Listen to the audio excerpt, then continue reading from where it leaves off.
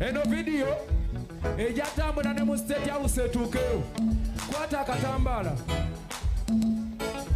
tetulina gwe tulwana naye netusaba bwenkanya si bwe kiri kwata enkofi. Emboozi eno gyenkuleetedde olunaku olwaleero ebyaddala wandibadde weekwata ku kisubi oba ku nkondo oba wonna w'oli. Saagala onyiigire, saagala tolowooze nti saagala gwe ŋŋenda okwogerako, wabula omanyi twerabira nnyo naye ebiseera ebisinga omanyi okuba mu ttooki emabega gye tuvudde ate tusobola okuba nga tumanya wa gye tugenda tuukayo tutya era we tuliba tutuuseeyo tuliba tutya. So n'olw'ensonga eyo okudda emabega oba okwejjukanya si kibi. Olunaku olwaleero nzize n'omukulu bamuyita Eddirisa Musuuza nga ye Eddy Kenzo. Ono nno ye pulezidenti wa federation eri abayimbi banno bonna mu ggwanga, newankubadde waliwo abeeyawulamu era nga tebakkiririza bukulembeze bwa alina oba bwalimu ssaawa ya kaakano. Eddy Kenzo Eddirisa gwe nkugamba ono yaliko bba wa Rema Namakula wenjogerera nga kati bba oba omukyala Rema Namakula afumbajja ewa Dr. Ham Sebunya oba Hamza. Muganda wange ampuliriza nti oba ndaba mbadde nsaba owulirize introduction eno oba okwanjula kuno nga tetunabagenda nnyo mu maaso kubanga kyetuleeta kikambwe nnyo ate wandisaanye kuba bulungi nnyo ng'otudde awo ng'oteredde, wabula neerize oba oyina kasoda oba oyina kajulisi kateekaawo nti emboozi eno weenagwira amakerenda ebyaddala ojja kuba nga otegedde ekituufu n'abantu betutambula nabo na mbeera ki gye beeyisaamu oba ndowooza zaabwe ze beeyisaamu. Munnajjukira emyaka ng'etaano emabega mwana mulenzi Eddirisa Kenzo yavayo n'ayimba oluyimba lwe bayita mpulira mbikooye biwoobe, osobola odutuuma tayito yonna biwoobe oba mpulira mbikooye. Oluyimba olwo yaluyimba ng'akyali mu situation eya ghetto nga ajjukira gy'avudde ne wawaali nti ngalaba ebitambula mu ggwanga si bituufu si birungi era bisaaniddwa okuba nga te bigambibwako. Era oluyimba olwo lwali lugenda strictly luno lwolaba mu byobufuzi. Eddirisa Kenzo ali mu byobufuzi directly ng'ayingidde. Muganda wange ngezako okukubira akatambi emabega awo wonna wenkugamba nti emyaka giringa etaano emabega nti Eddirisa Kenzo yali akwatagana ne His Excellency Bobi Wine. Ono Bobi Wine gwenkunyumizaako oba gwenjogerako ye mubanda wa Kabaka era ye pulezidenti wa NUP 2021 gwe baalonda eggwanga lyonna ne ligamba nti tulonze pulezidenti naye nsiiba mbagamba nti nze gye byaggweera saategeera ate gye byaggweera nti akalulu kawedde nti ate ono yawangudde. Muganda wange tuli ku mukulu bamuyita Eddirisa Kenzo oba gwe nandiyise Tata Amal oba yaliko bba wa Rema Namakula. Muganda wange Eddirisa Kenzo okuvayo okuyimba oluyimba mpulira mbikoyo oba biwoobe nga anyigiriziddwa oba nga alaba abanyigirizibwa eri wansi embeera etatambula bulungi ng'esobola okuba nga ate etuukayo. Nga Bobi Wine we yagamba nti omuyimbi oba munakatemba oba omuntu yenna agwa mu kiti ekya art gwe osobola okuba nga ositula eggwanga lyo n'abantu abakuliraanye baneiba bo n'abali mu kitundu kyo eggwanga lyonna okuba nga ate olikiikirira olw'eddoboozi lyo oba olwa emizannyo gyo gy'oyinza okuba ng'ozannya eri nga gisomesa eggwanga saako n'okugamba nti obuusa bannayuganda oba bannayo. Muganda wange twazaako oluyimba baluyita system volongoto nga luno luyimba strictly lwali lugenda ewa President Museveni omufuzi aliko ssaawa zino.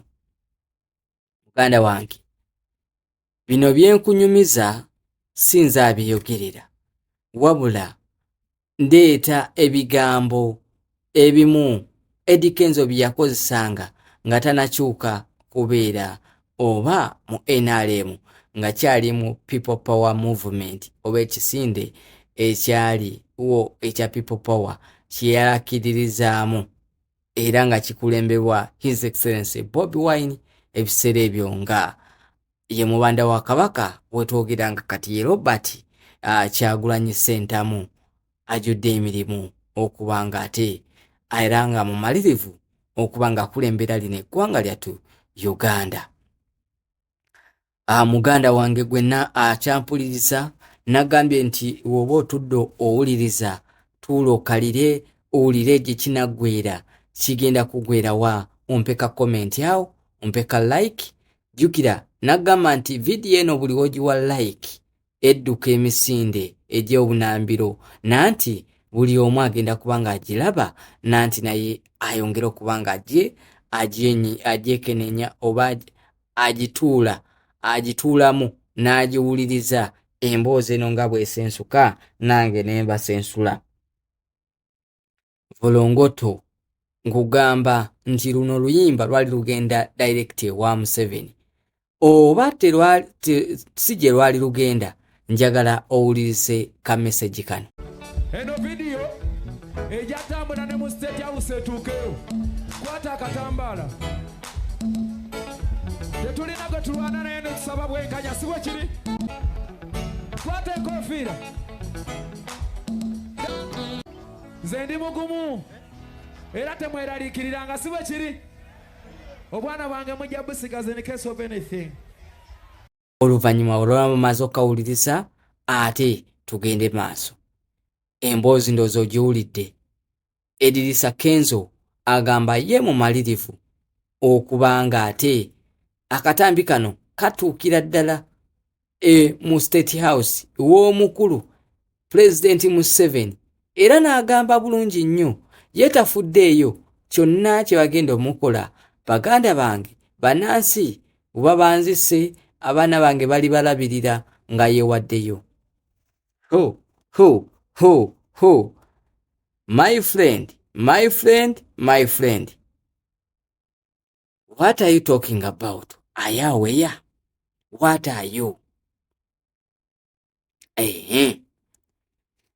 Ebyo byonna bimaze okubaawo emyaka gyetoolodde gumu tuyingidde mu mbeera ey'okubanga tugenda kulonda. Muganda wange Eddy Kenzo Eddirisa oyo omuyimbi wange yayimba akayimba akasinga okunyumira Stamina.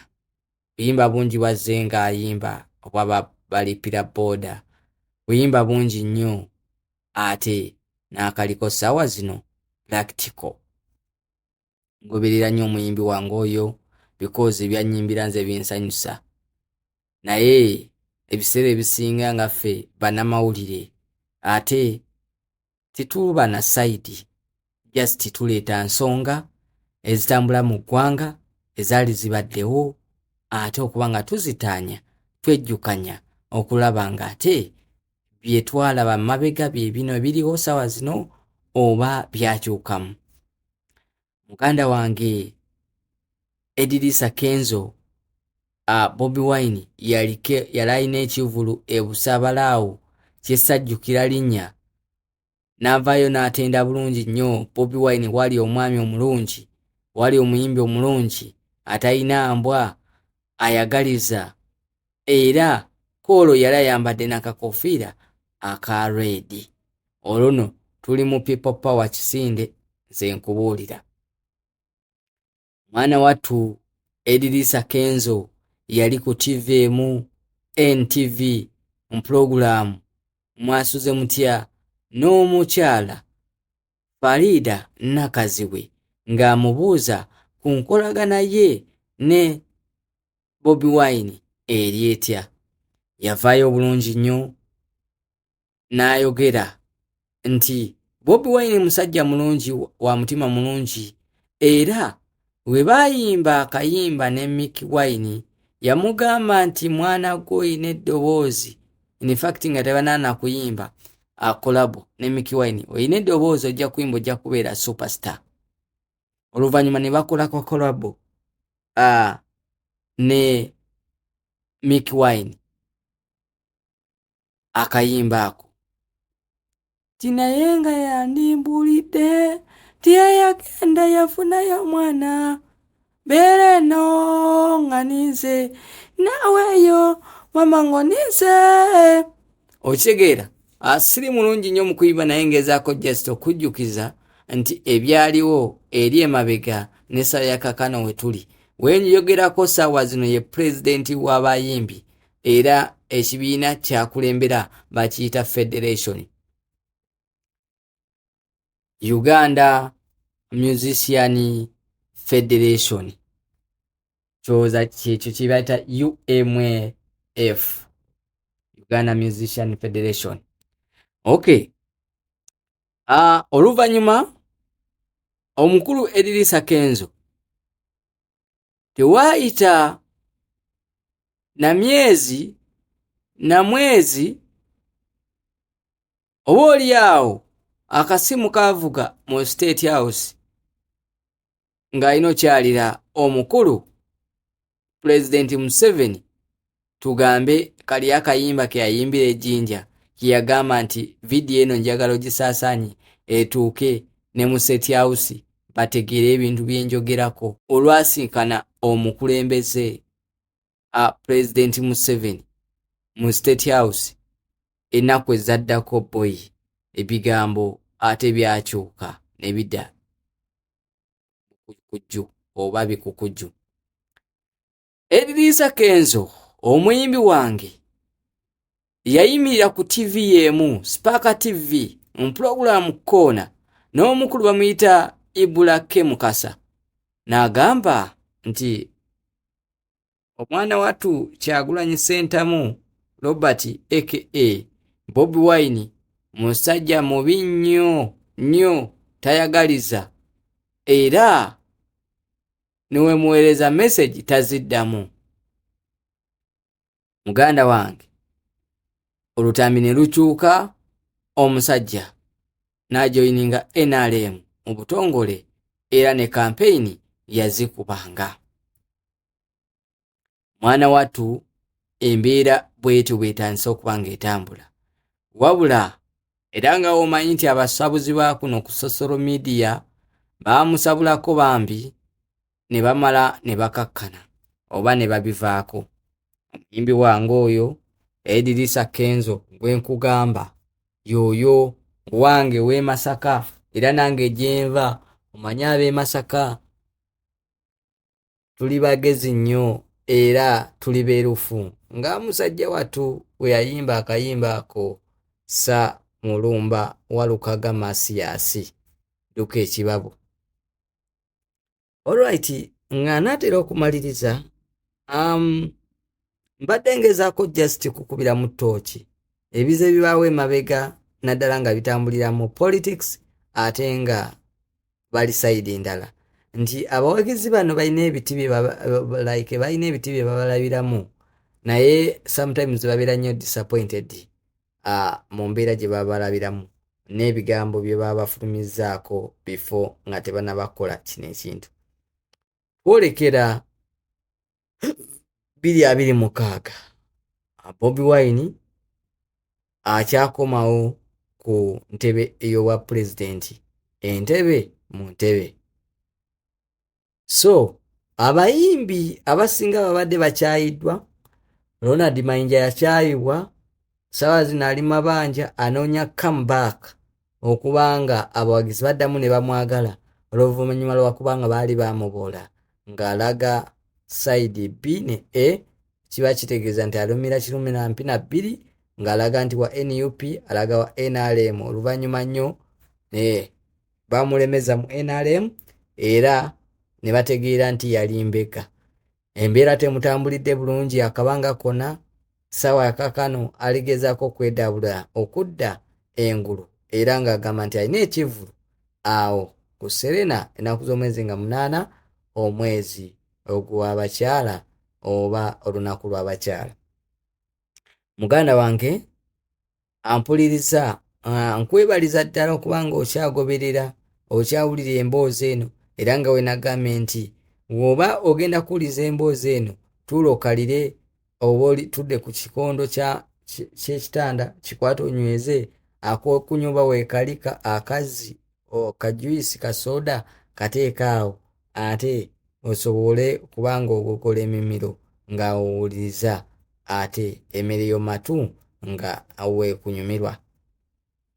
2026 ejja tuwulayo emyaka 2 tubala kati omwaka gumu kubanga gwe tulonderamu tetugubala. Abayimbi bano bagenda kuba batya? Big I yasala eddiiro n'alaba ate awali ekkuba ettuufu nga wali n'essaawa ya kaakano amasannyalaze His Excellency yagamuwa. Kasani kusaasira ebintu nabyo tebibadde nga bimutambulidde bulungi wabula mu mwaka guno oguwedde wagezaako okuba nga adda mu bantu mpola mpola. N'essaawa ya kaakano twebuuza bana bonna abayimbi baze nga bakyuka nga bagenda mu bibiina ebirala tebanaddamu kyekimu okola kye baakola mu myaka egiwedde era baddemu bakyayibwe era baddemu basaba obuganzi mu bawagizi be bamu be bakoze ebikyamu oba be badisappointinze oba banaabiviirako ddala.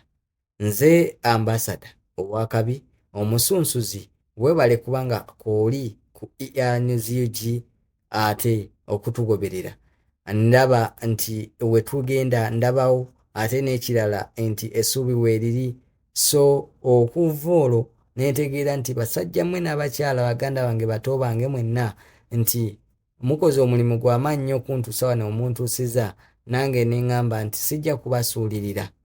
Nabagamba moto yaffe egamba nti tuli bato mu myaka naye empeereza ya kintu kikulu nnyo nnyo.